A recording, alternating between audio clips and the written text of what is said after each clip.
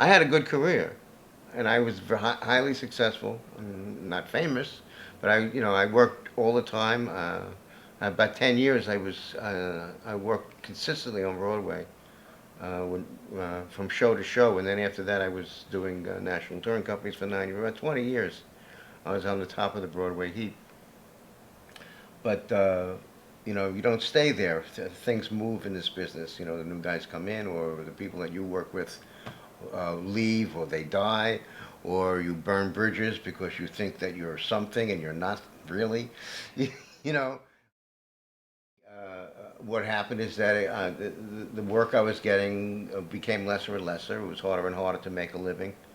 I was spending more and more time on the road, and not playing any really good music, and working for people I didn't want to work for, and not having a good time. And it started to affect my playing. It started to uh, hurt my inspiration. Uh, and I got angry about the business, about the injustice of the business. So I was always angry, and it was all about money. And if you weren't paying me, I didn't want to talk to you. And I wasn't playing for the sake of playing anymore. It really just became a business to me, and I lost uh, my inspiration to play well. So I started playing not well. Started making stupid mistakes, and making the same stupid mistakes over and over again in the show I've been playing for a long time, and knowing that I made the mistake, and saying I wasn't going to make that mistake, and I would make the mistake, and it was psychological. It was like there's nothing I could do about it. I was undermining my playing subconsciously because I was unhappy about it, and there was nothing I could do about it except to stop playing, because I didn't want to damage the reputation that I had developed over a period of 20 or 30 years. I had a really good rep as a player.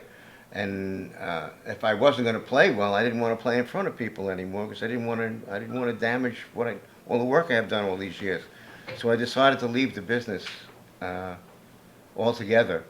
And because of my anger, in order for it to become viable to me, I had to quit and say, that's it. I'm never playing again. And I gave my drum set away, and I took this day job and said, that part of my life is over. So it was a total commitment not to do that. And I spent 15 years doing that. But after about 10 years of it, I had enough, and I went through an injury, a back injury, because of my working in a computer chair all day and night. So I needed to start exercising again, and I needed some physical therapy. So for physical therapy reasons, I started practicing at home again, just to sort of get my strength back and get my back in shape again. And then about 6 months or 8 months later, Billy calls me, and I just happened to start practicing again. For the first couple of years, I kept my drum pad, and I practiced a little bit here and there, trying to keep my hands together. But after a while, I don't even have a drum set. What am I doing? I'm spending all this time practicing to keep my shit together. I have no intention of using it anymore. So it became pointless. So I just stopped practicing, and I didn't have an instrument. I think I had a snare drum. I kept one drum, a snare drum, my superphonic that I use for everything. So I don't even have that anymore. I gave that away eventually too. That's You know, interesting. so I had just started playing again, and he comes back into my life, and I was unaware of the music scene, because I wasn't part of it, and I wasn't playing music. I wasn't listening to that much music. I had no idea what he had been doing for the past 20 years while I was going through all of this stuff on Wall Street. And so when I discovered him, rediscovered not only what his talent was, because I mean, I knew he was talented when he was a kid, but you don't know what that's going to become as an adult, and when you pursue it, you know, as a life goal, you know. So his playing completely blew me away, and made me realize the kind of choices I made with my own career, and the way I used my own talent. Uh, I was sort of embarrassed about how I had missed the boat, and how altruistic he was about what he was given, and the way he used it, and believed in himself.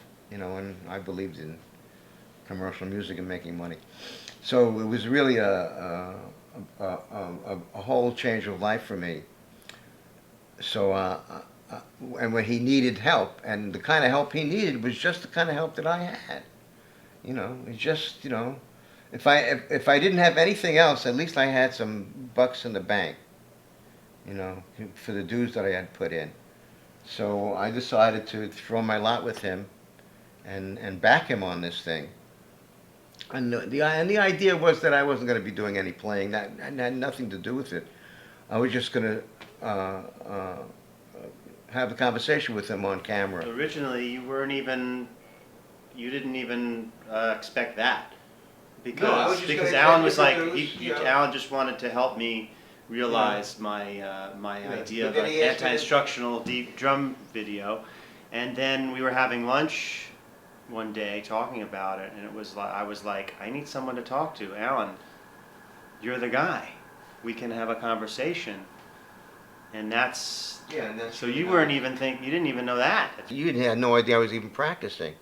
So, and he came by my house. He spent an hour with me, uh, not showing me anything, and not doing anything, just sitting there watching me on the pad, and I just was showing him what I was doing on a routine basis to get my hands back together. And I guess that's when he realized that I sort of could play again.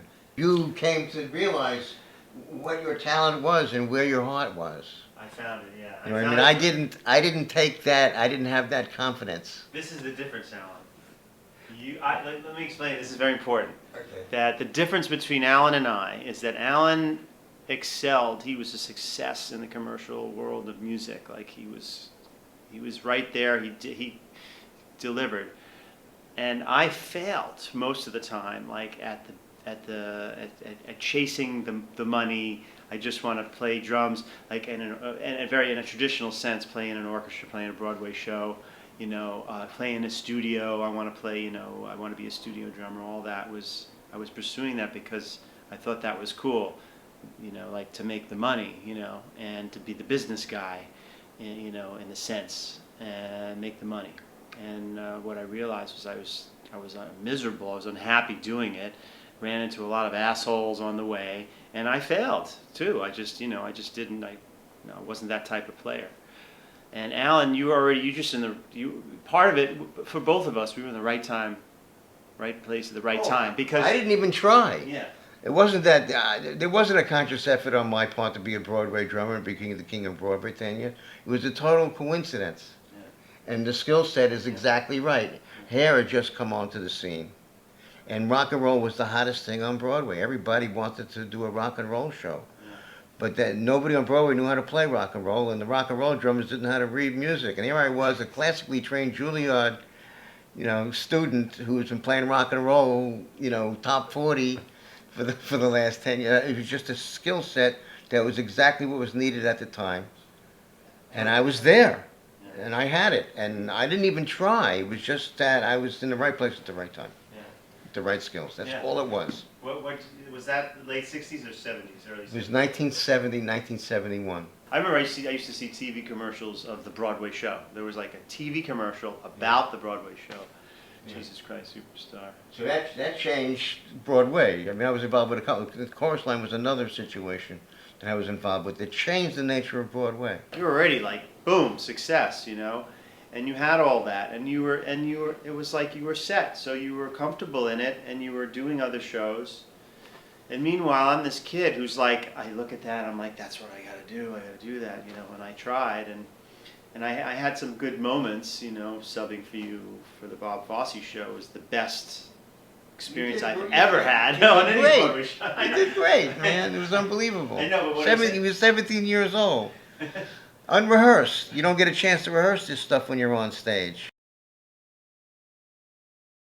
We ended up at this crossroad here. Allan, I guess, saw me play, and Allan, just saw something in me that resonated with him at the time. Yeah. It was about the art and not the commercial part of music. It was about the art, the process, the artist process, the creative process. So what happened was a reversal of roles. Because I was never a soloist. I was never an artist. I was an interpreter of other people's music. very creative interpreter, but I was Which is how you were brought up, classical yeah, trained. that's yeah, classically trained to interpret music, you know. And I was scared to do anything of my own because I didn't know what was inside or what I had to say, and you know. So I resisted soloing. I did it when I had to.